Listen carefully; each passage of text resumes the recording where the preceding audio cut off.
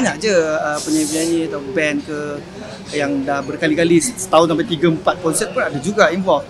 Jadi kami memberanikan diri jugalah menyahut cabaran ni sebab apa yang EO nampak mungkin kita orang tak nampak sebelum ni. Jadi gabungan yang diberikan ni kita nampak sesuatu yang berbeza.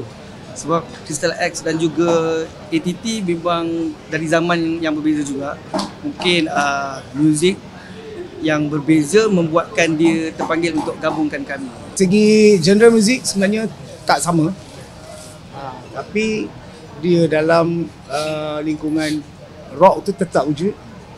Cuma mungkin Crystal dah lebih kepada lebih heavy rock sikit dan kita mungkin dalam mid rock lah, sesuai dengan usia kita lah. Saya bangga berada bersama dengan diorang semua kan. Bila dalam solo kan sunyi. Jadi bila bergerak dengan diorang saya rasa seronok, fun dan dari segi untuk menyatukan muzik tu rasanya chemistry lah, sebenarnya chemistry. Melalui pergaulan pertama kami yang kami dah start bergerak bersama ni, kita nampak benda tu positif. Khas untuk semua peminat-peminat yang segelintir, peminat Azlan and the Typewriter, dia teruskan support Azlan and the Typewriter tu sendiri sebab kali ni kita datang memang lagu-lagu yang jarang kita bawa atas stage, kita keluarkan.